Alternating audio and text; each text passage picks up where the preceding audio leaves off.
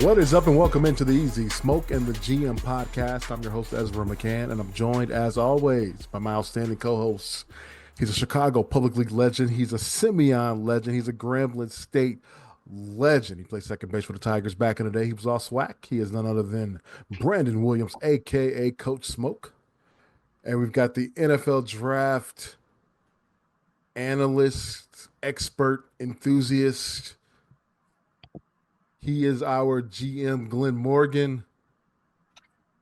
What's going on? How you guys doing? Doing all right, man. Got a little adult beverage here. The effervescent mug of choice. Smoke, by the way, your mug has been ordered. I actually ordered a couple items too, and it is taking forever. I don't know why. So, but yeah, it should be on the way soon. Yeah, I guess the last time we talked, man, was right before championship week. Yeah. Mm-hmm. So it's been a few weeks. So since then, there was a Super Bowl played, Super Bowl 59. Obviously, the Chiefs were the favorite, and didn't really show out in that game. Mm-hmm. Got trounced by the Eagles. wasn't even a game after the second quarter. Yeah, kind of a boring game. Halftime show. I enjoyed it. So did I. But a lot of people, saying that they didn't understand or was above their heads, whatever. Well, let's get into some Super Bowl talk. Starting off, did this hurt Mahomes in any way? No, long term. No, it's ridiculous. No. It just put a pause. good pause on the GOAT topic. That's all it did. And when I say a good pause, like we got to pump the brakes a little bit on that, but he still has a chance to surpass Tom Brady. He's still early in his career. So it didn't hurt him. He's still the best quarterback in the NFL. And the fact he's played in what? This was his fifth Super Bowl? Fifth Super Bowl in 7 years. He's been in 7 straight AFC championship games. Mm-hmm. I mean, I don't know. That was the first thing that was coming out of people's mouths was, oh, he's hurt his legacy here. No. Those morons. If his legacy is hurt, what is the legacy of the rest of these guys in the league? They don't have one. Yeah. They don't have one. I think what I took from it is that I think we put way too much emphasis on the quarterback position. There are preach things that have to happen in order to be successful. You got to have a good offensive line. We've been saying you got to have receivers that can catch the ball. And those things weren't happening for the Chiefs. Kudos to the Eagles. That Eagles defensive line came to play, man. Yes. But on the flip side, where you're saying we put too much emphasis on the quarterback position, at the same time, it's for a certain quarterback, because the quarterback on the other side, all those things that you mentioned, they give all that stuff the credit and not that quarterback. Right. The quarterback that won the game. So it all depends on the quarterback that they do that to. They still having a debate on Jalen Hurts, how good he was, or, is he just a beneficiary of the roster? Do not get me started. We do put emphasis on the quarterback, but certain quarterbacks, they don't get that same. That Eagles offense played well. Obviously, the Chiefs, their game plan was to stop Saquon Barkley, and they did a very good job of that. All right. But the Eagles line and pass protection was great. Jalen Hurts was able to find his receivers, and yeah, he took advantage of it. So from that, like I said, from that standpoint, I think sometimes we put too much emphasis on that position. And sometimes quarterbacks do just unreal things and it's warranted, but you got to have 11 guys to come out and play every day in order to be successful, to be on the same page. And I think the Eagles did that. The Chiefs clearly did not do that on that side of the ball. And that was the story of the game. We put too damn emphasis on the mother quarterback position in terms of having to have a special quarterback, thinking you need that you have to have that in order to win. That is such bullshit. I'm so fucking tired of hearing that. It's bullshit. You don't have to have that to win. You don't have to have that to win and be sustainable in your winning. If you have it, fantastic. When you have one, yes, you can do a lot of different things, no doubt. I'm not saying don't get one if the opportunity is there. I'm saying you don't have to have one. And should you have one, realize that doesn't exclude you from having to do all the other things you need to do. We have said it time and time again, over and over and over and over and over and over again. Quarterback is the most important position in all of team sports. I don't care what your team sport is. In all of team sports, obviously in football, as much as it's the most important position, is also the most interdependent position. It needs everybody else to do their thing for the quarterback to be able to execute and execute at a high level. If everyone else is doing their thing, he can be unstoppable. We saw aspects of that with this past Super Bowl. We saw that with Tom Brady. Tom Brady was barely drafted. I like Tom Brady at Michigan. Thought he was a solid quarterback. Thought he was a winning quarterback. Clearly at the combine, he was not an athletic quarterback. Okay. Doesn't have to be. He'll be the first one to tell you, I don't have the biggest arm. His superpowers, he would say, was his work ethic. But there were so many things around him consistently, and that continuity allowed him to be able to take what he did best and to execute. I'm gonna go way of our erstwhile friend Ken Davis, first big time friend of the show, Kenneth Davis. Absolutely. And the fact that called him little baby goat. Mahomes is baby goat. Okay.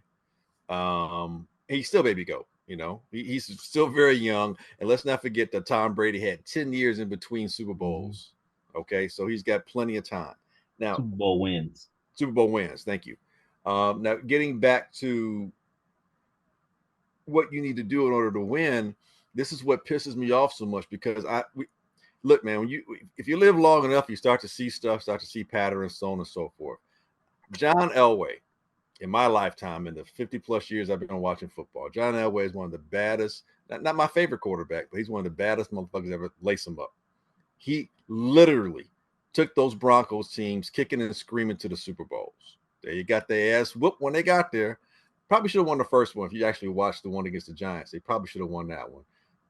Some play calls, some bad calls, and some guys dropping. But my point being, you can't do it by yourself.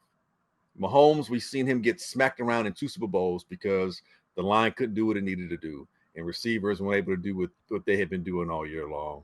And Mahomes ran for his life, and you see what happens. We've seen Tom Brady, would have been arguably the greatest team ever, 17-0 team getting to the Super Bowl, got manhandled on the line by the Giants, a team that was a wild card team that barely got to the playoffs, and lost to the Giants twice.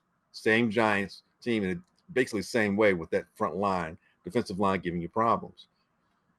We've seen the Seattle Seahawks run roughshod over Peyton Manning. Peyton Manning had one of his best years ever that year. I think he was league MVP that year when he was with the Broncos. People are picking, oh my God, the Broncos are unstoppable offense. Legion of Boom busted them. Who was the quarterback? Everyone's favorite quarterback to crap on now, and Russell Wilson. Russell Wilson was with what, 3rd round pick? Mm-hmm. Barely scraping 6 feet tall. What did he have? Really good offensive line, great running back. He didn't have great receivers. He had solid receivers. Great defense. You don't have, and they were able to sustain that winning. That Seahawks team had a nice run, man. Those Broncos teams, when he started winning Super Bowls, appearing in them and winning them, the defense was fantastic. offensive line was top of the line. Obviously, Terrell Davis got into the Hall of Fame, and he was having MVP caliber type seasons, and they had a Hall of Fame wide receiver in Rod Smith, and obviously John Elway, but he was 75 years old when he was playing. Those Green Bay Packer teams with Brett Favre. Oh, Brett Favre. Yeah, he's great. Don't get me wrong. Dude threw a lot of picks too, but great offensive line, solid running game, hellified defense.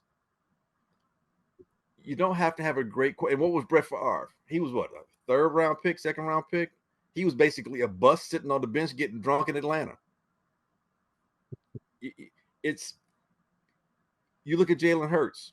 If you watch Jalen Hurts from college to the pros, there's no way you would think when he was at Alabama that he would be anyone's starting quarterback in the NFL. And if he was, the team would be There's no way you thought he would be Super Bowl champion, let alone have been to 2 Super Bowls already, and let alone be one of only 2 people who's led a team to score 30 points in Super Bowls. You look at the way that whole Philadelphia team is comprised, and here Howie Roseman, Hall of Fame GM. He's crafted 3 different teams that have gone to Super Bowls. He should be 3-0 as a GM. If Jalen Hurts doesn't fumble the ball and a questionable call 2 years ago against the Chiefs, they probably run away with that one as well. But it is what it is. He's still 3 different types of teams for the most part. That first team, it was so good that it could endure losing an MVP candidate in Wentz at that point in time, to where Nick freaking Foles comes in and outduels Tom Brady, okay, to win that Super Bowl. And then you look at that team that was a lot younger on both offensive line and defensive line, but that team several years later with Jalen Hurts, after Wentz just goes from sugar to shit, Wentz comes in as a second-round pick, improves his game, does well enough with the RPOs and the running game, offensive line, all these things working in tandem to be within a few plays of winning a Super Bowl, to come right back this year where basically most of that team that was there is gone. A lot of guys on offensive line are gone. It's basically a whole new defense. And we know most of those guys came from the Georgia double championship teams, especially on the defensive line. And thank you, Chicago, if you're Philly, for giving them Jalen Carter, because Carter and Jordan, I can't remember his last name, those guys, Davis, are just destroying people up there. Like you forget running up the middle. So, and then they drafted well, and that's the other thing, they drafted well. They're not giving up their talent. They as much talent as they get, as much talent as they tend to attract. They also retain enough picks that they have the flexibility to move around the draft and get the guys that they know that they need to fit, their culture, as you want, if you want to use that word. And you look at the cornerbacks they drafted, bring in Nick Fangio, and then 1 or 2 other. Saquon obviously was a huge get. And here you are, and it looks like the Philadelphia Eagles. I would not be shocked next year if they go 14-3 and wind back up in the Super Bowl again. Because I say this because those guys, especially those Georgia guys, are used to playing for championships. They're hungry for it. They're not satisfied just getting one. They want more. They've got that championship pedigree. Saquon's going to want another one. Jalen Hurts, it doesn't look like he's going to be too worried about making commercial. I've never seen somebody with such a face of a solemnity. I mean, that dude is like, he cracked a smile, be like, yeah, he must be like happy on the inside, jumping. What was that word? Solemnity. Oh, okay. All right. I'm sorry. That's that Brother Rice education. It's a little more advanced than what I'm used to. Sorry. Anyway, my point being, and here's the thing. Here's the thing. Sometimes we talk about your team gets into a situation where the organization, I should say, is in a situation where they start replacing. Take the Pittsburgh Steelers or the Ravens. They know the type of players they need to have, and so they bring in those players. They know exactly. They seem to always be able to draft exactly what they need, right? Because they know the kind of players they need to keep the machine going, so to speak. The Eagles are in such a situation right now that they don't have to worry about getting the players, because every year it looks like they're going to be needing an offensive coordinator. Because right now, if you want to be a head coach, the runway is through Philadelphia. Your offensive coordinator come there, get you your 1 year, and then go get your head coaching job somewhere else. Because now you don't have, everyone's worried about, Jalen Hurts, he's got to go through an offensive coordinator. No. you tell offensive coordinator, this is what we do here. Mm-hmm. And you bring it and you fit it around these guys, and it shouldn't have to be that hard because they know how to win. And I was one of the players, I think it was a tight end, it might have been Goddard, was saying that the offensive coordinator who's now the head coach with the Saints. Kellen Moore. That he came in, didn't change too much about what those guys did, saw what they did well, the things they didn't do well, got rid of that, and then sprinkled some of his stuff in there. And basically just don't overthink it. And they didn't overthink it. So if you want to be a head coach and you're offensive coordinator, the runway is paved for you right there in Philadelphia because there's so much talent. Vic Fangio basically just came in and said, oh, man, with this talent, all I got to do is this, this, and this. Once they know that, we should be good to go. He's not going anywhere. He's from Pennsylvania. He's a native Pennsylvanian.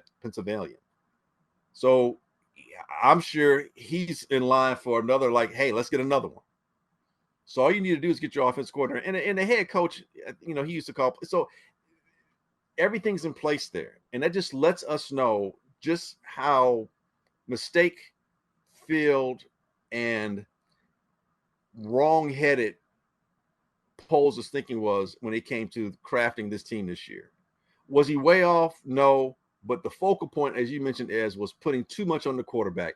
It was ridiculous, egregious, as we would say, that you would put all of that on a rookie quarterback without providing him with any semblance of a line, without providing him with the veteran leadership and help of a quarterback to help him, as far as a veteran quarterback, to help him mature and learn what it's like to even be a pro at the NFL level.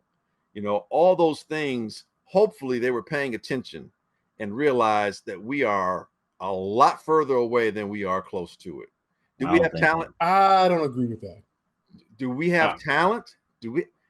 That offensive line, you need probably 5 people. I'm not saying 5 starters, but you need 5 people. Wait, Ed, you don't think we're the defense? I think is a lot closer. On offense, dude, we're a lot further away than. Wait, Ed, you don't think we're that far behind? I don't think so. No. Dude, no. If the Chiefs got manhandled like that and they're Super Bowl champions, it was one game. Oh my God, dude! Seriously, but the Eagles was doing that to everybody. But the Eagles were doing that to everybody. Yeah, dude. They caught fire at the end of the season. I'll give you that. At the end of the season? Yeah, bro. I don't know what season. Dude, they got beat by Washington in December. Yeah, but Jalen Hurts didn't play. What? Jalen Hurts didn't play. Okay. And they didn't get destroyed by Washington. And it was a walk-off touchdown.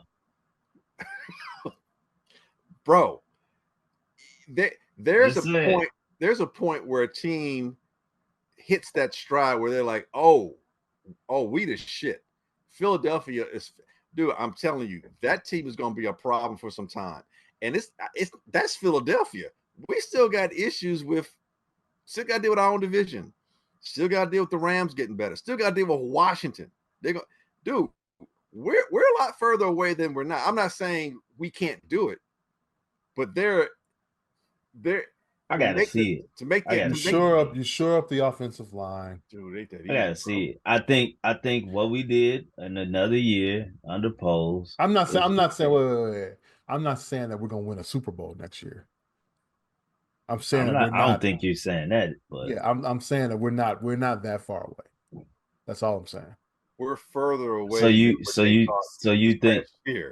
think we go from 5 to what? I mean, we got to see what they do. They need to sign a guard, 2 guards, and they need a center. They need to sign a tackle, 2 guards, a center, and another offensive lineman to be a swing lineman. They need another person on the defensive line. I'm talking just starters. I'm talking just starters right now. I am too. They need fine, 4 guys on the offensive line. They got 1 starter right now, and then he's young, and I'm going to give him benefit of the doubt. But the jury's still out, so to speak. On the defense, you need 2 people. You need someone to get upfield, a true 3 technique person, so to speak. We're going to stick with that 4-3, and you need another edge rusher on the other side. Edge rusher. You need a linebacker. You're going to need a safety because Brisker's health is going to be an issue going forward. He didn't finish the rest of the season. He plays the way he plays. A concussion is going to happen again. You're going to need depth at that safety position. So you're saying sign a starter at safety? I'm saying you need to really consider drafting someone who can be a starter at safety. Okay. And here's the other thing. I mean, I'm not pissed with Swift. I think he's fine. But you might want another running back. And on top of all that, yeah, sure. And on top of all that, our quarterback is still extremely young. And he's going to have to be learning a new system.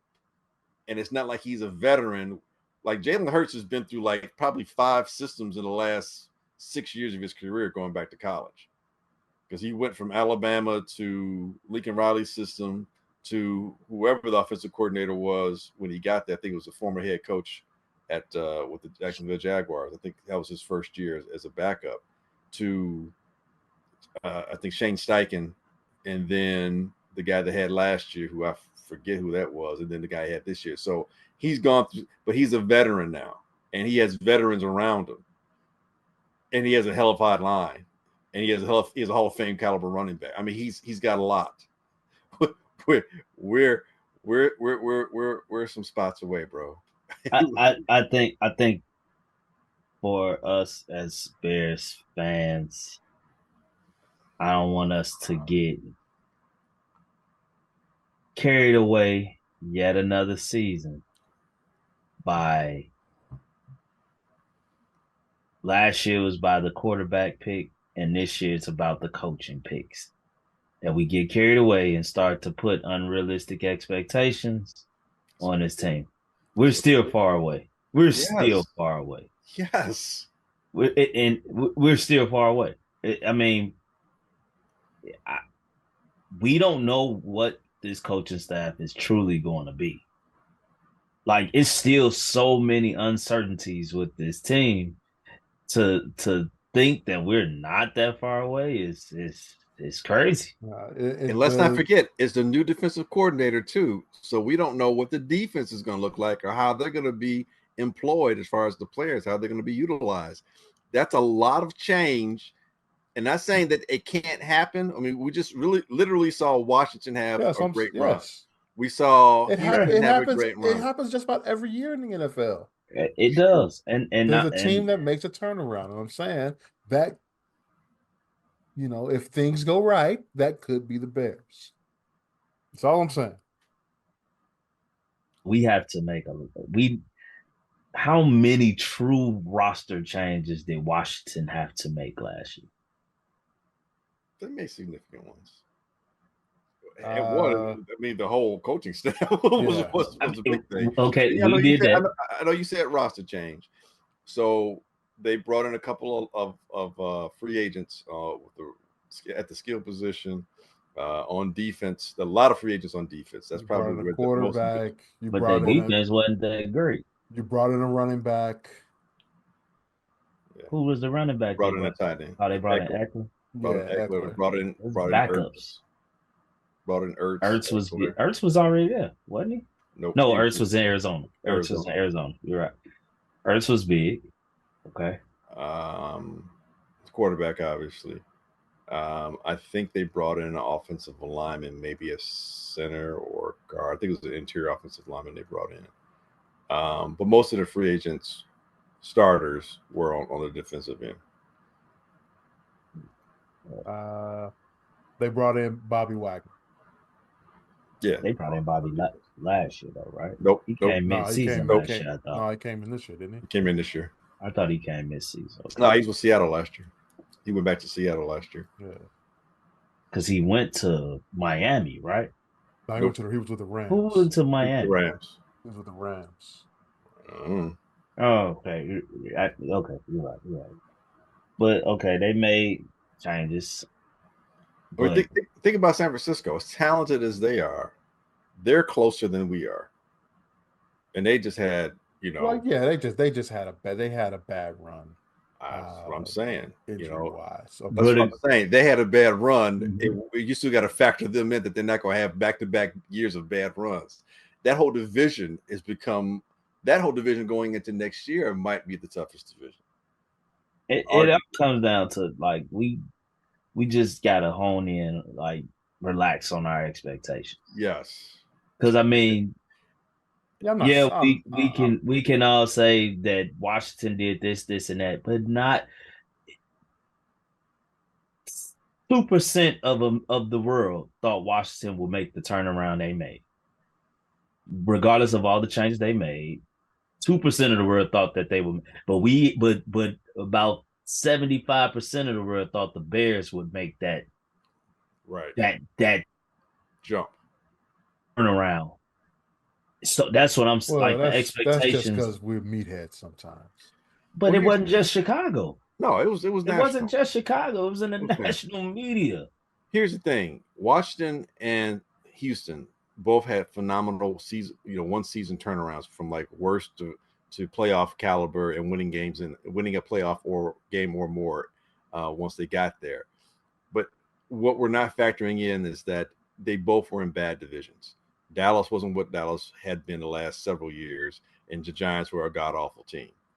You look at that division that Houston was in, it was a horrible division year before last, and it was this year. And the Jacksonville was supposed to be that team, and they fell off the year before when Houston made that run. The Bears are not going to have that luxury. That the division's not. Those teams in the division aren't going anywhere. They're set going forward. All those teams are 9+ win teams. That's the caliber. We act like those teams just bum rushed us all season. That didn't happen. I'm not saying that. What I'm saying is that the part of winning is sometimes not having to fight every fucking game like it's a playoff caliber team you're playing every week. When 3 teams in your division are playoff caliber teams, that's an issue. When you look at the other division, I'm not certain which division the Bears. Who did the Bears play in the NFC this year? They played the South, right? Yeah. You played. Okay, so they're not playing the South this year. No. They played. Yeah, they did. No, they played the West. They played the West. They played the West. Okay, well, they're fortunate not playing. No. They didn't play the West. Yeah, they did. We didn't play Kansas City this year. The NFC West. NFC West. Oh, NFC. I'm sorry. I'm thinking AFC. In the NFC. And we only won one game. That was the NFC West. That was the Rams. Earlier in the year. Right. So we're not playing them. So that's fortuitous. It may be the East this time. I think it's going to be the East. It is the East. It is the East. So that's Philly. So you'll find out real quick. That's Philly and Washington. Those are going to be, And I mean, I know we said Dallas didn't, but the talent's still there. The defense, they turned that shit around up towards the end of the year. Right. And Dak didn't play most of the year. So that's going to – so I'm just saying that the NFC all of a sudden has become an extremely difficult conference. Atlanta's going to be a lot better next year. Here we play we got the NFC East. We've got the AFC North. No, we don't have the AFC North. We played them this year, didn't we? No. Who did we play in the AFC this year? We played the. Who did we play this year? We played the North, didn't we? No, we didn't. No, we played Pittsburgh, Baltimore, and we played the South. We played the South. We played Houston, the Colts, Tennessee. Right. Played the South. Right. And the Jaguars. We got the North. And we went 3-1 versus them. We went 2-2. We went 2-2. NFC East. You got the Cowboys. We got the Cowboys, Giants, Browns, Steelers, and Saints at home. We've got, and obviously not including the division. We've got the Eagles. We go back to Washington again. Ravens, Bengals. Why is it like we always going there? We are always going to Washington. Yeah, when was the last time they came? You're right. When was the last time they came to Chicago? They went Urlacher. That's 3 years in a row. Yeah, I think Urlacher. No, they came here that year. That Urlacher was a rookie. No, year before last. The Justin Fields, DJ Moore game was in Washington. Right, the year before that. They came here. It was a Thursday night game. Oh, that's right. That's right. We had on the orange jersey. But this is gonna be 3 in a row though. Yeah, so 1 out of every 4 times. Because we went there this year. We went Yeah, there right. Yeah, the that's what Justin I'm like. Fields game. We Yeah. went there this year, and then we got to go back there this year or in 2025. Ooh, damn. This is a tough schedule. Now that I look at it. So In theory. no, I get you. So like I said, we're not that we're not that close. We're about 3 years away. Not Let, that. let No. let's be shocked if we No. do turn around. I Dude, what are you I saying no agree. to? I'm talking about from being in the Super Bowl. I'm not talking about just making it to the playoffs and losing in Oh the first shit. round. I was thinking that. I'm talking playoffs. Playoffs are about 2 years away. I can see that. Being a Super Bowl contender, we're no earlier than 3 years away. I don't even And that's Super Bowl contender. no less than 3 years away. I mean, no sooner than 3 years away. And keep in mind, a lot of those guys' contracts are leaving next year on defense. You know, you're going to start replacing people. Because last year ended up just basically being a wasted year. Shit, should we just go ahead and trade for Myles Garrett? Say fuck it. No. Only if we're ready to win now. No. You have to give up too much to get them, and you're still going to be devoid of what you need. That said, I know I said that we're not that far away. We got some things we need to do before we can worry about, making a big splash. Yeah, don't the year worry to trade about who can possibly get them. Because I tell trade you one thing. You saying if the Lion get Detroit go get that motherfucker. That will be a problem. I definitely agree with you there. Sometimes you just got to make a move so somebody else can't. Yeah, but we don't got the luxury of giving up draft picks for. We ain't got none. Myles Garrett. Yeah. Oh, we got some draft picks, and you might have a player or two you can throw in there. Nah, I'm good. But if y'all that's draft picks, that would be a luxury. Yes, that's ironically, Pace still has shown better than Poles, and getting Khalil Mack should have worked. I mean, it worked that year. It was a great move. He deserved to be general manager of the year that year. Just had a bum ass quarterback and opposite head coach. You mean Pace? You mean Pace? Pace. I said, yeah. I'm sorry. You said Poles. Yeah. Pace. No, I said Pace was better than Poles. Oh. Mm-hmm. To this point, still, I mean, the Khalil Mack move, it was a good move. It made sense. He mortgaged the future, but man, damn, that year, that was a year to kind of capitalize. He just had a bum ass quarterback, a bad field goal kicker, and a stubborn head coach. Other than that, they were ready. But I'll tell you what, man, that Super Bowl reminded me of the Patriots and the Bears, because the Patriots had. I was going to say it just reminded me of an '80s Super Bowl, just in general. Well, yeah, that too. Yeah, because of the lopsidedness. Yeah. But it definitely reminded me of the Bears, because just like the Patriots were all over Walter Payton, they say Walter Payton will not beat us. Just like the Chiefs would say Saquon Barkley will not beat us. Even at the end of the game when it was decided, anybody else can score, you're not going to score. You're not going to run 20 plus yards against us, no matter what. And you're going to have to beat us passing the ball. And that's what the Bears did. And then the defense just destroyed the other team. And that's exactly what all those sacks. I'm like, dude, they might not. The third quarter might do that. I was still interested in the game because I'm like, I want to see a shutout. I want to see a 30-plus point shutout. I wanted to see the shutout. And I don't hate the Chiefs. I like the Chiefs. I have nothing against the Chiefs. I had no dog in the race. Just as a football fan, as an aesthetic, to see some shit I ain't never seen before. I just wanted to see a Super Bowl shot like the 73-0 Bears against Washington back in the day, in the 1940s or whatever that was, when the Bears beat the Washington Redskins 73-0. That's some shit I never saw. I just, I see the photograph, the little, 8mm film that shows it. I wanted to see that real time. And it was close. It's off for 3 quarters. Yeah. I mean, for me, it's similar. I mean, to see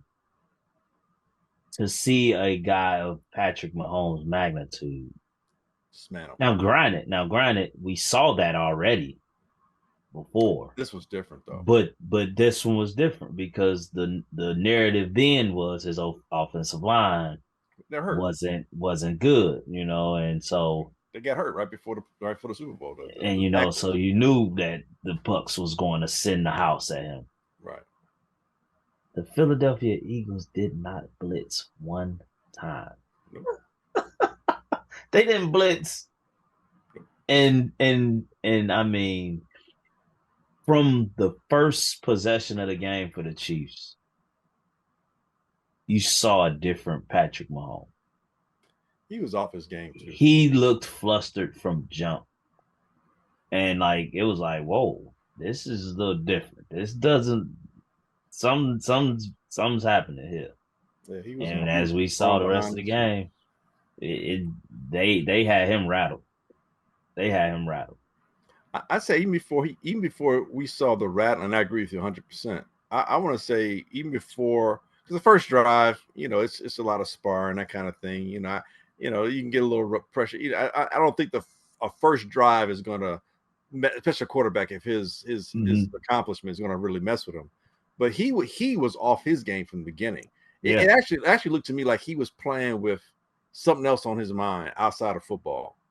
Like he wasn't himself. He was throwing behind receivers, man. Mm-hmm. And that was before the pressure, before the pressure really came. No, once that's the a pressure fact. came, once the pressure came, then he was definitely, totally out. Then he was just playing. He was like, oh shit, like what happened? Like when did this get real? It's like, dude, it was real from the kickoff. Welcome to the game. But he was throwing behind receivers. He threw behind Kelsey. The first pass he threw to him, it was behind Kelsey. A couple other passes was behind people. Like, dude, the first one he threw to Hopkins, it looked like, oh, Hopkins dropped. Hopkins didn't drop the ball, man. That was a hard throw. He threw it low and almost behind him. The fact that Hopkins even got a hand on it was a testament to Hopkins' ability, because he doesn't, and that's a dude who's a great bad ball catcher, But yeah, he was behind, man, and they just the coaching staff had no answers, But you're looking at another organization, man, that makes the adjustment, and whenever they find an area where they've been exposed, they usually come back the next year and that area is tightened up, or if that specific area isn't tightened up, other areas are further enhanced so that it becomes less of a liability. And I know people are saying how well that division that the Chiefs are in are going to get better with the Broncos and Bo Nix having a good rookie year, and Sean Payton being the head coach, and Harbaugh being a really good coach, and the Chargers are going to start putting stuff together. The Raiders now is going to have Pete Carroll, and he's a mover and a shaker. He's an older guy, but he's a young dude at heart. So yeah, the divisions, but I don't think the Chiefs may not run away with the division, but they're not going anywhere. No. If anything, the competition may make the Chiefs even scarier, because they tend to rise to whatever compete level is in front of them. So I mean, yeah, because at the end of the day, as much as the league or the media want to elevate others within the AFC, ain't none of them done what the NFC team has done to them, outside of Joe Burrow. And you ain't worried about Joe Burrow. Just that until they can figure out that defense in Cincinnati, nobody's worrying about them. But like Lamar and Josh, like y'all keep having these phenomenal seasons and can't get past the guy. Like, so, right. like, I mean, at the end of the day, I mean, yeah, we got our brains beat in, but it was in the Super Bowl. Wasn't like one of y'all got that monkey off y'all back. Yeah, right. But those teams are watching that tape though. They don't got that personnel though either. Guarantee you that. Yeah, but the Bills are close. The personnel matters. The Bills are close. I know it's a copycat league, but that personnel means a lot. On defense, the Bills are close, and the Ravens and the Steelers aren't that far away. There's some really good I mean, hell, the Browns have a really great personnel. Well, when Garrett leaves, they won't. There's some teams that maybe can't match Philly, but they're not that far away from it. But yeah, this, like you say, they still haven't figured out how to stop Mahomes yet. And speaking of Josh Allen and Lamar Jackson and Joe Burrow, and some of us want to throw in Saquon Barkley. I'm talking about the MVP race this past NFL season. One Josh Allen has won his first MVP. And although he was a second team All-Pro, do you guys feel that it was warranted? Can you make the case for Josh Allen winning? Do you think it was Lamar Jackson fatigue? Do you think Lamar didn't deserve it? Do you think somebody else may have deserved the MVP? Yeah. a lot of things you said. I do think it was voters fatigue. But I do think you can make a case for Josh Allen, for Lamar, and also for Saquon Barkley. Like, I think partly what hurt Lamar was them giving him the MVP last year when he didn't have the gaudy numbers. Right. Um, It's hard to argue against Allen if Lamar got it and didn't have the gaudy numbers. Yeah, he didn't have the gaudy numbers last year. So it's a lot. It's a lot to it. I think what threw me off about the whole thing was them giving Lamar first team All Pro, and so that's where it kind of was like confusing for me. Like, okay, now all of a sudden this year we want to distinguish the difference between the best quarterback versus the most valuable player. Like, now we want to do that argument like that because Lamar with those not so gaudy numbers last year was still first team All Pro, correct? Well, last year players played different. I mean, everybody. I mean, I know it's a year to year thing, but right. but it just, yeah. I think if you all knew you were gonna vote for that man to be the MVP, make him the first team All Pro quarterback. I agree. However, in agreeing with you, I can see it doesn't bother me as much because I think there is a slight distinction between the MVP award and individually what you're doing at your position. Last year, Lamar's team had a better record, and your value is not just a team award, but your value is definitely how well your team is definitely a mitigating factor. And they had the best record in the conference last year. Mm-hmm. Buffalo won the division handily this year, and although they lost a head-to-head to Baltimore, they had a better team record. And ostensibly, there was less offensive talent. When you have a skilled player of the renown of Stephon Diggs taken away off your team, and you don't have a true number one or primary receiver, and there were a number of defensive players who were starters who were let go, to fill cap money, so on and so forth. You basically had a lot of players who weren't starting. And so Josh Allen proved his value by carrying aspects of the offense on his shoulders, but playing a much better brand of football than he did maybe the best brand, probably the second best brand as far as consistency with the year that they lost that playoff game to Kansas City, that first time they win the overtime. But he had a lot less turnovers.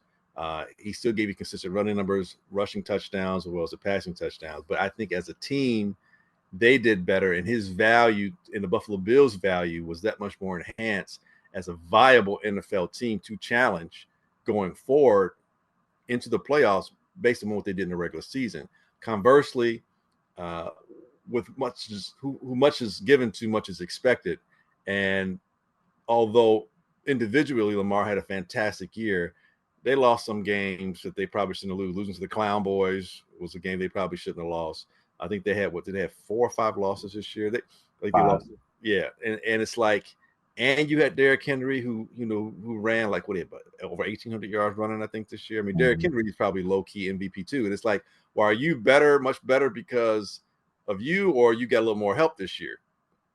So I think that worked against him a little bit. And like you said, not having the gaudy numbers when he did win, I think a little bit of fatigue was there as well.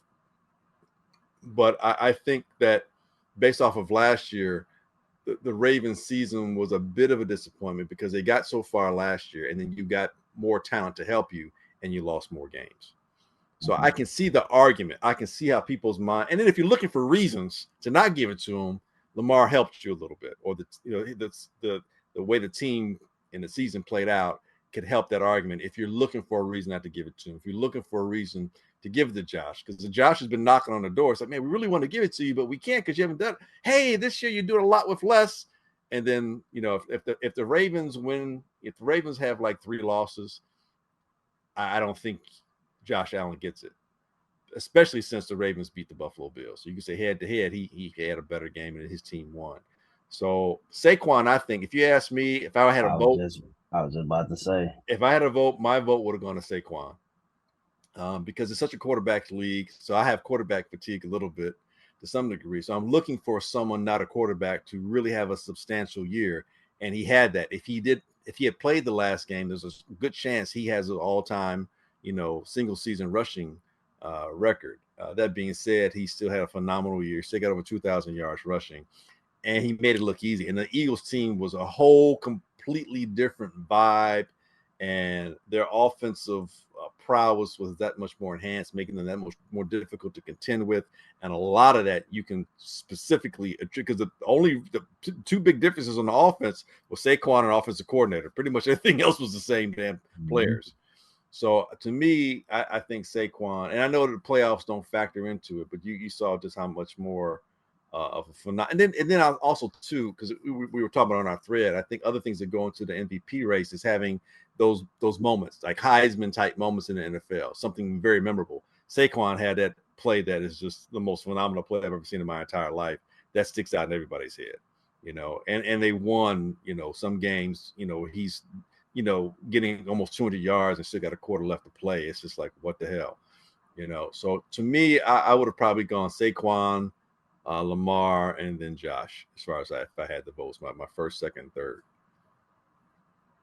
Yeah. What exactly is an MVP? What is the definition of MVP? What Well, are we looking for? the league MVP, I believe that's how well your team does statistically, how well you do as far as not just having statistics, but consistent statistics, and then showing up in clutch moments or defining moments to help your team win. Something that you do where if you were not there, the team's chances of winning are not only greatly lessened, but most likely isn't going to happen.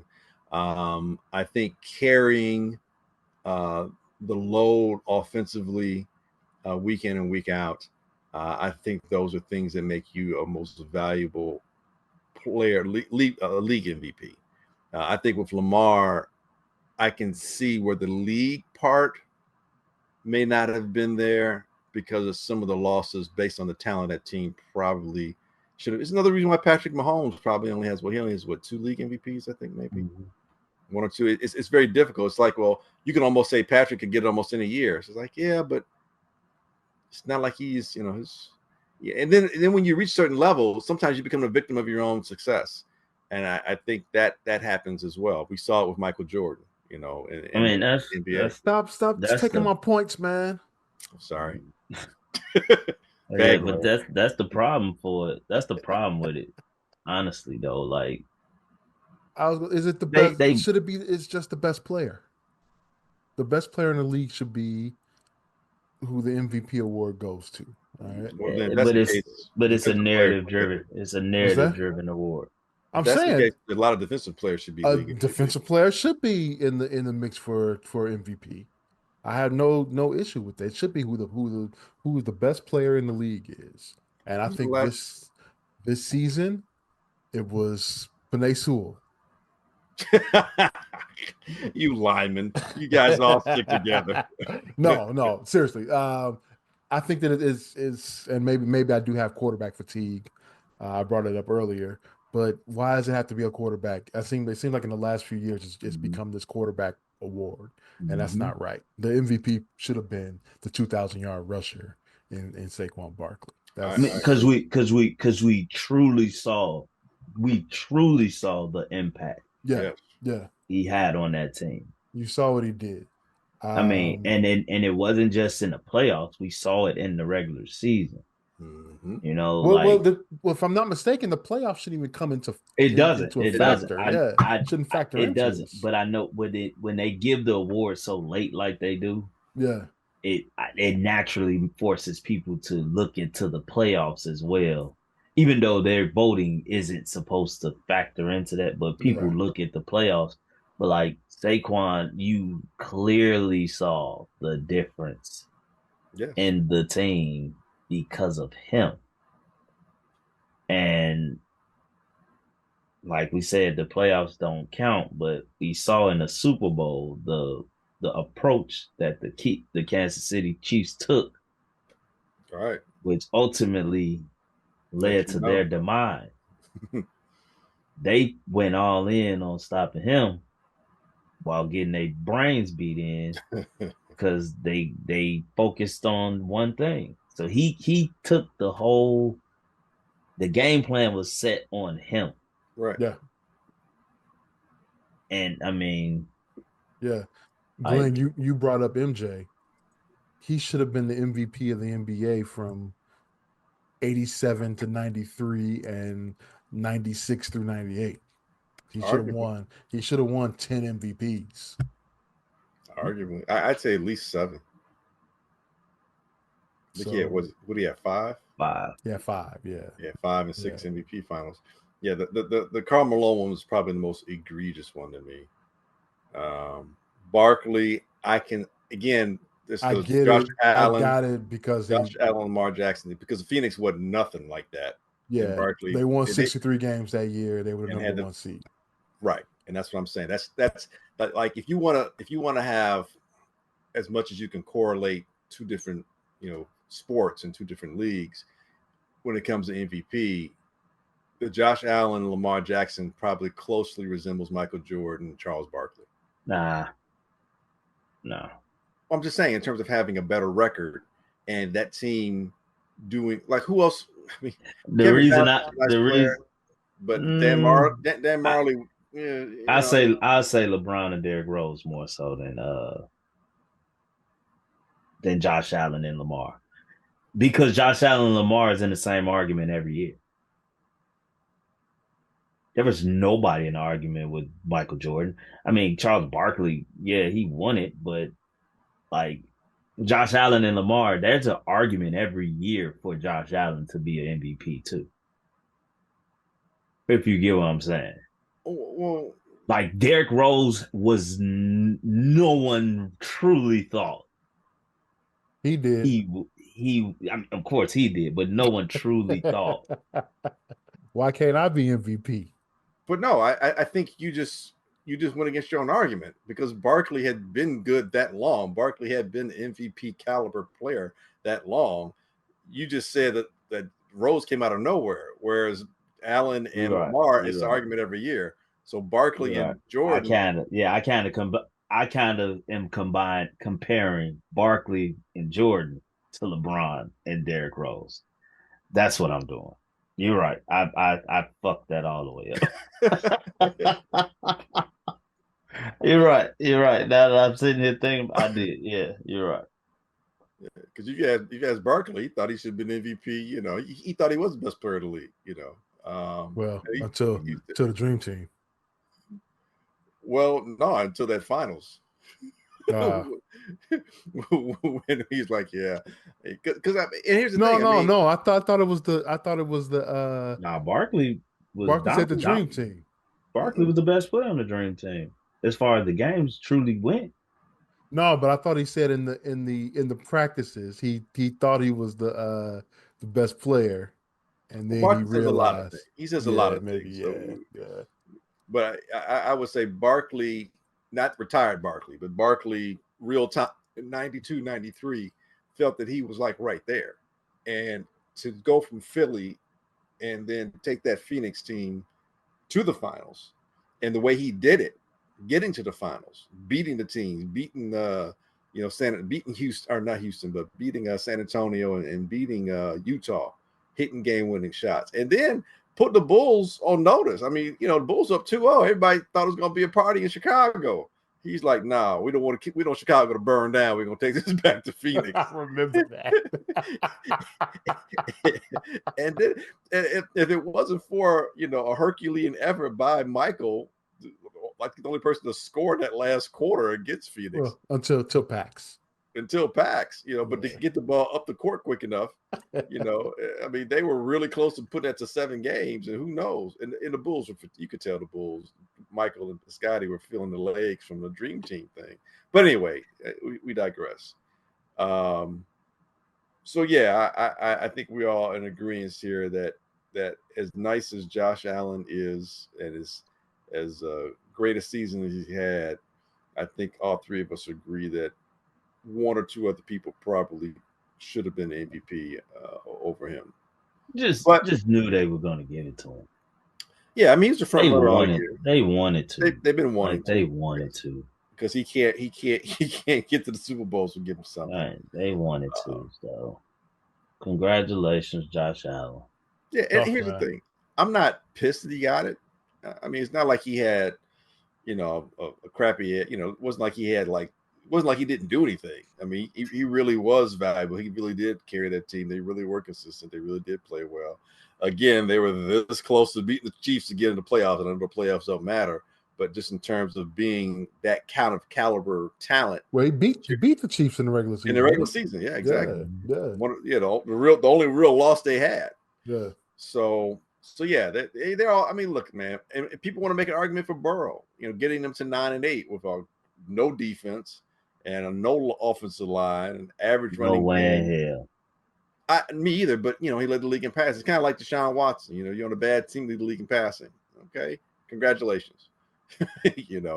But Burrow's going to be in that conversation. Herbert, for whatever reason, they keep throwing him in the conversation, although he's not done anything, but Harbaugh might get him more consistent. And you've got Stroud, who's going to be vying for those kind of accolades as well. So it's going to always be a challenge in the AFC. And you look at the NFC, there's no lack of talent in the NFC. These young quarterbacks really showed a lot this year. And arguably, we're supposed to have the best quarterback, or the one that was taken first in this past draft class. So maybe he might even find himself if Ben Johnson's all that he's purported to be. We may find that Caleb Williams in 3-4 years might be in that conversation too. Next year. MVP. I'll tell you who's not in the conversation for success. Who was That's that? Chicago Bulls. However, well, I was going to say, wait, before we even get to the Bulls, I was going to say, since we've been gone, since when did top 3 players in the league get traded? So Garrett, when Luka got traded to the Lakers. Yeah, that's crazy. How does that happen? Collusion. Commissioner's a joke. If Chris Paul couldn't go, how is Luka leaving Dallas and going to the Lakers? I don't get that. At the end of the day, Adam Silver is a joke. So you say he should have stopped it? Well, you're trading superstar. I say this. You think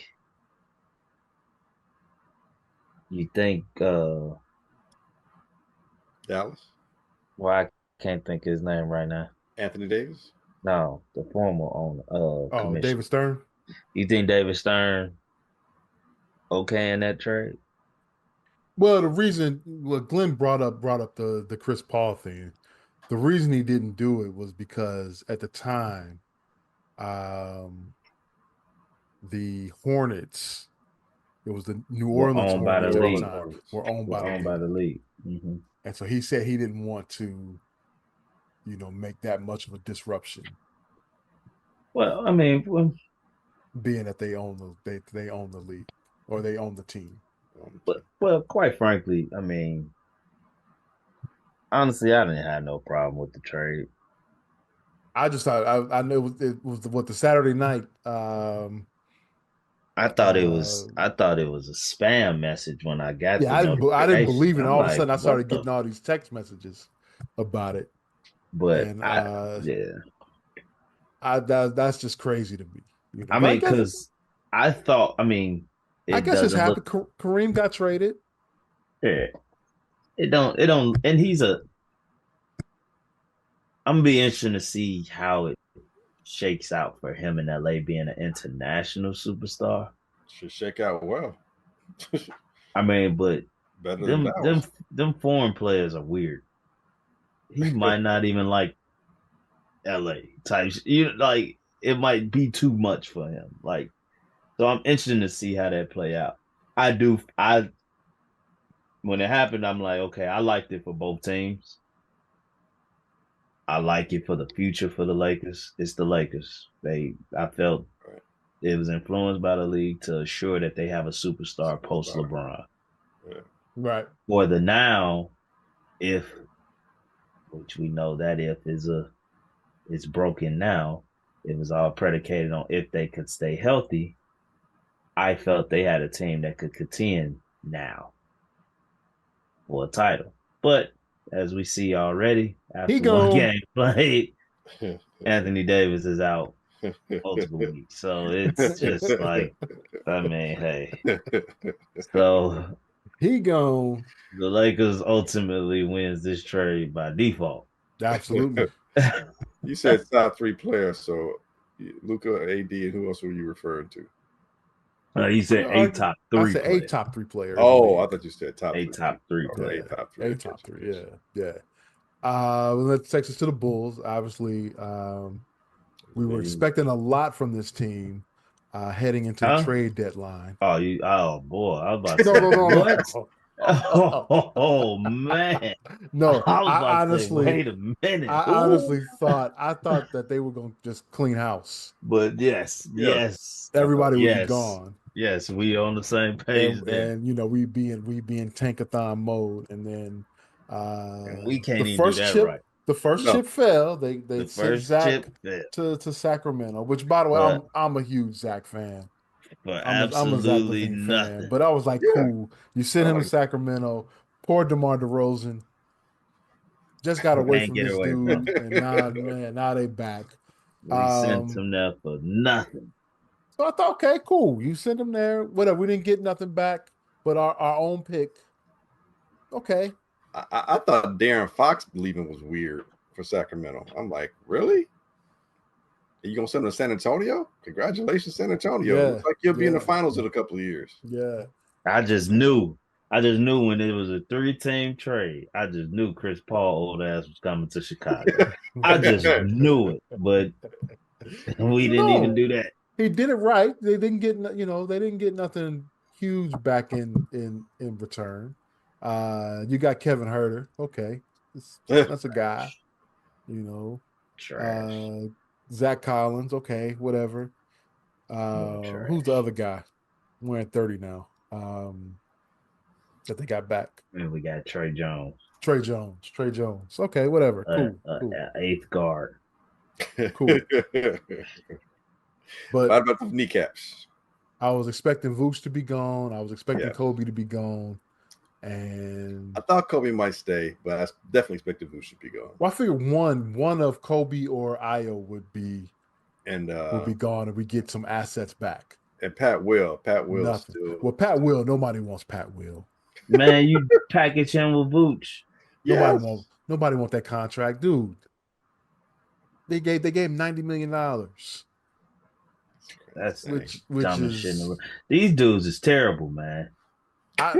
These dudes are bad. He's about the GM, right? Hey, and don't forget the entire about team. And don't forget about the unnecessary news they decided to get into with extending Lonzo. What did you what? No. And I like Lonzo, but what was the why point? would you send him to LA?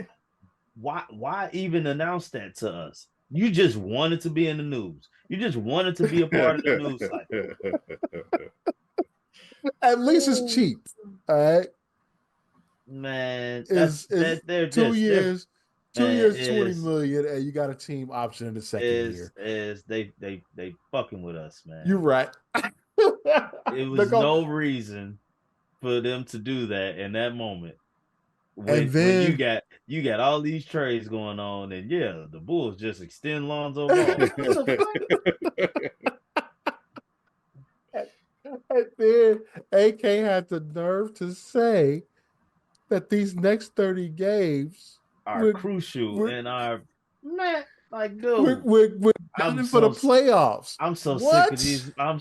Man. I ain't been so mad about a front office ever. I'm so sick of This, these mother.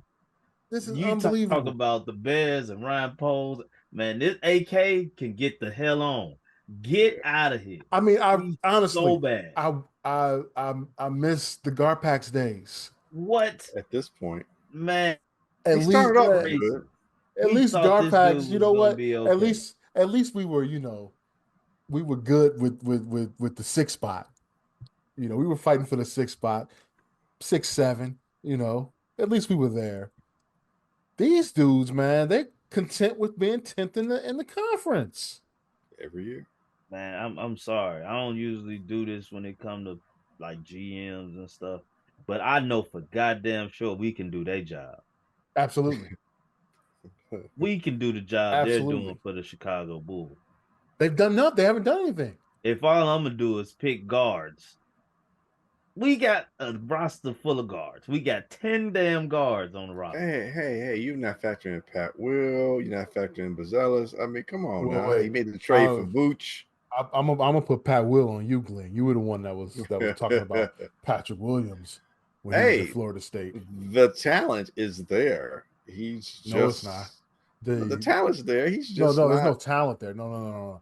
He's got the measurables. He's 6'9". No, dude, he can play. He can post. He can shoot the outside shot. He No, can he can do these things. Glenn, He just doesn't do them. He can play in a pickup. He'll come in a pickup game and he'll destroy look like Michael clown. Jordan. Yes. But in the That's true. NBA, What? I'm not. only thing that I get out of that draft was when we talked, if y'all remember, and we asked who was a sleeper, and I said Tyrese Maxey. And that dude is still killing. Mm-hmm. Yeah. And we got Pat Will. But I tried for a few years to give him the benefit of the doubt. Arguing with Bulls fans who telling me I'm crazy thinking this dude good. Oh man, you gotta give him a chance. And these people gave that man $90 million. $90 million. Wow. And we wonder why nobody wants him. Come on, man. Like, what are we doing here? AK, since he's been at the helm here, I'm trying to see what trades he's made here. DeRozan, right? Was that a trade or was he free agent? Trade. We signed DeRozan, right? He's a free agent? Yeah, we signed him. That was a free agent move. Vooch traded. So since that was the first one. That was the first one. And then since then, I'm into 2021 now. Nothing. No. DeMar DeRozan was a trade. Yeah. Trade, it was still a trade. They traded Thad. Oh no, we traded that. Yeah. Right, we did. And give it to the old guy. Woohoo! And they got Alex Caruso in free agency that season. I think I'm into 22. What about Ball? Was Ball a trade? That was a free agent. Free agent move. 23, nothing. Nothing. That's good. 24, he traded Josh Giddey for Alex Caruso. There you go. That's the one to put us over the top. And then he just made the Zach LaVine. You mean that put OKC over the top, right? No, put us over the top in terms of guarantee we might have a top 3 pick. No, because they've still won too much. We still got a lot of games left to lose, man. We still got a lot to lose. Hey, we got Derrick Rose with less than a 2% chance. That was rigged. Hey, This is Cooper Flag. You don't think, based on the complexion of the team now, Cooper Flag wouldn't fit right in? absolute. That might be the case. Hey, I'm just saying. I'm with Cooper Flag, man. Hey, Hey, I like him. Yeah. He's a good he talent. can play. I actually do. I will give him. I do like Bazelis.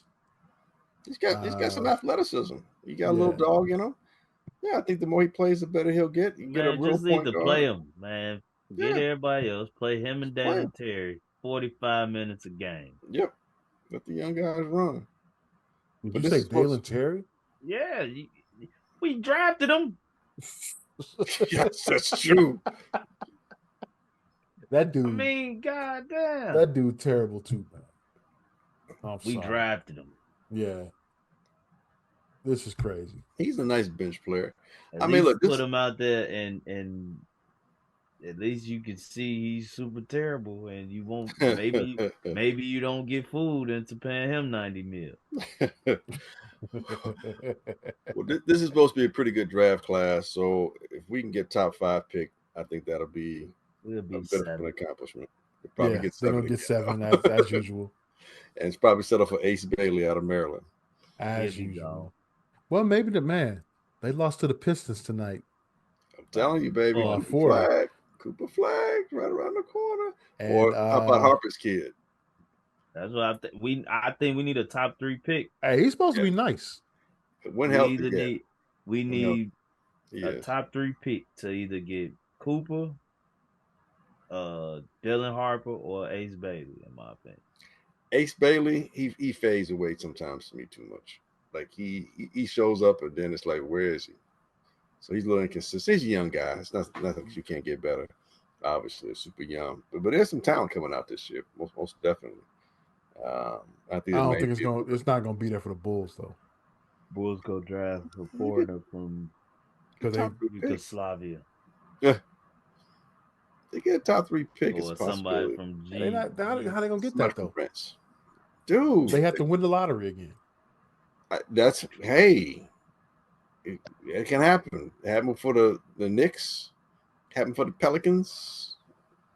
Happened for the Bulls. Happened for the Bulls before. It can happen again. No, they can lose a lot of these games. I will give them that. Yeah, get more lotto ball. Every loss is a lotto ball. Yeah, but the problem, I'm telling you, there's gonna be some wins here. He's gonna be like, damn, we do not need to win this game against Brooklyn. Do not underestimate a team's capability to not give a foot down the stretch. That's all I'm saying. Or damn, why are we losing to the Washington Wizards Again? That's all I'm saying. Hey, let's get out of here.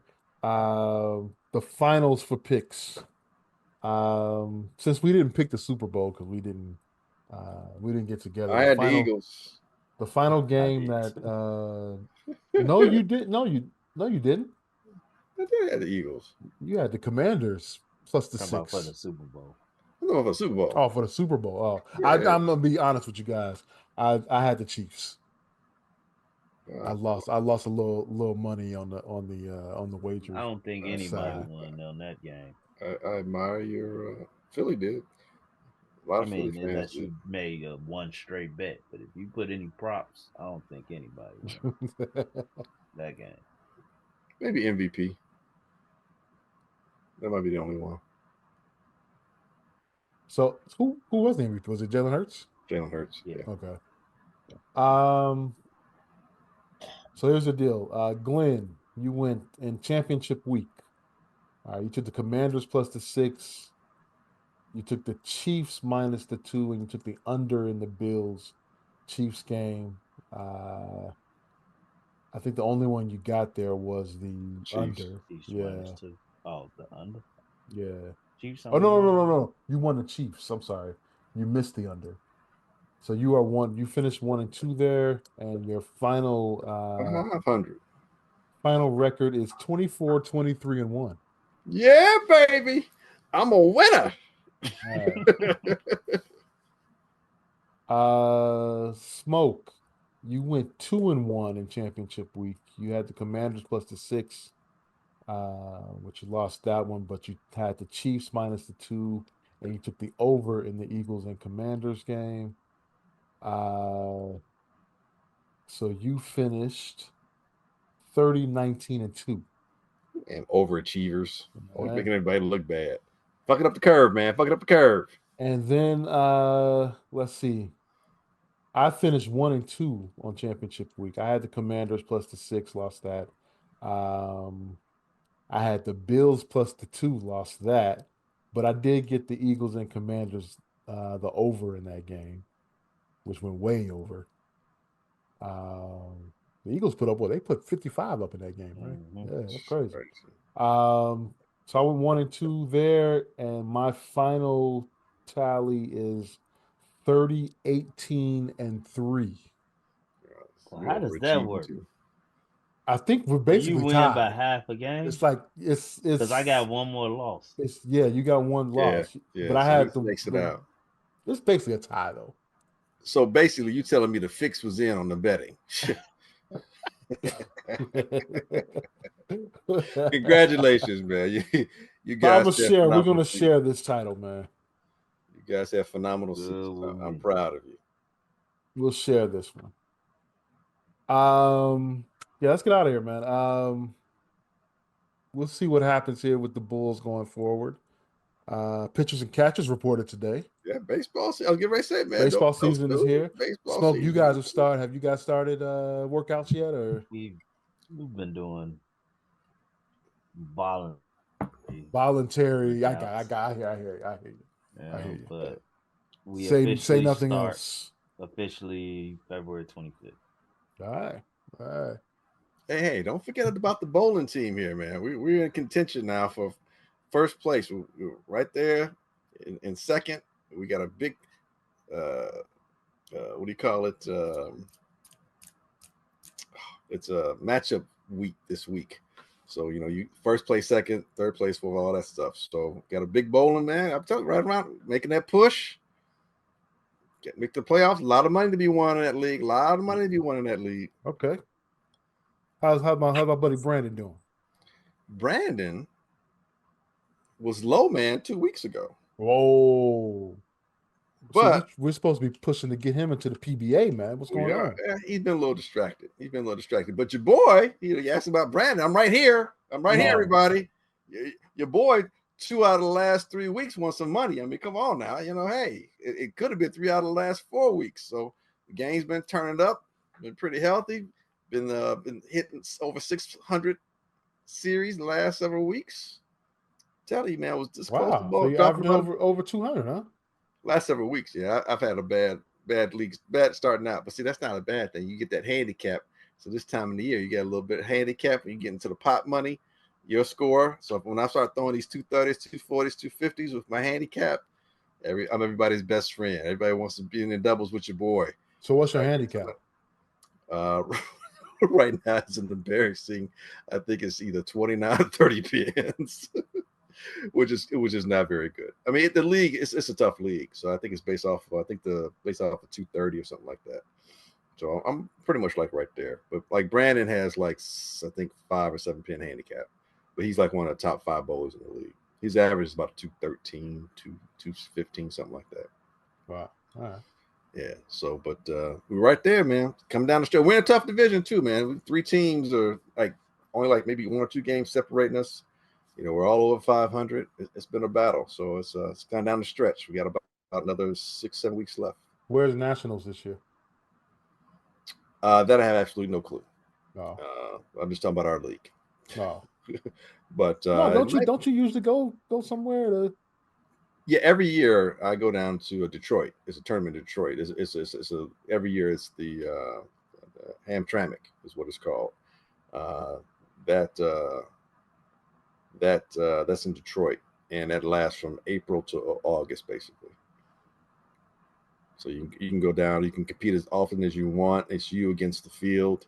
I think top dollar. If you win the top spot, I think it's 20 grand.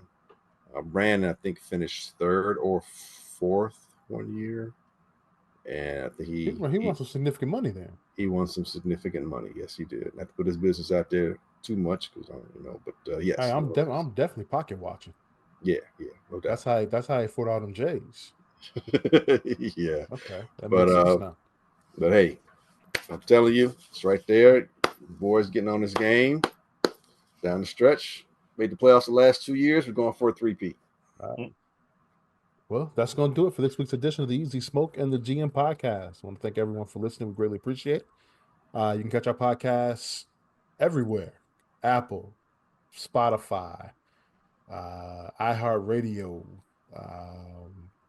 Where else? YouTube. Well, I was going to get to that. There has to be another one I'm missing. Amazon. Yeah, all those places. And you can catch us on YouTube at the HP53 Productions page. Just search for HP53 Productions, and you will find the video version to our podcast there. And you can also catch us on our website, hp53productions.com. Yo, Glenn. Yep. Please take us out. Hey, it's like we always say here, Easy Smoking and GM the podcast. We ain't saying we're right, but everybody knows we don't think we're wrong. Catch you next week. Or at some point.